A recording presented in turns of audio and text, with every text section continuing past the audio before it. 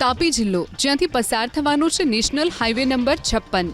આ માટે ડોલવણ અને વ્યારા તાલુકાના ખેડૂતોની જમીન સંપાદન થવાની છે। આ માટે નકલમાં એન્ટ્રી પણ પડી ગઈ છે।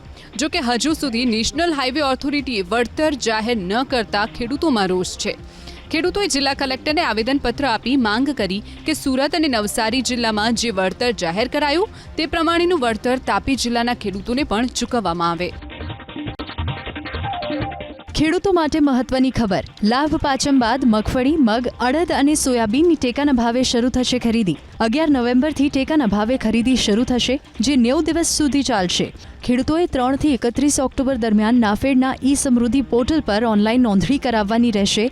ચાલુ વર્ષે સરકારે ખરીફ પાકનું વાવેતર થાય તે પહેલા જ ટેકાના ભાવ જાહેર કર્યા હતા, જે અનુસાર મગફળી પ્રતિમણ 1356.60 રૂપિયાના ભાવે ખરીદાશે, તો મગ પ્રતિમણ 1736.40, અડદ 1480 અને સોયાબીન 978.40 રૂપિયાના ભાવે ખરીદાશે।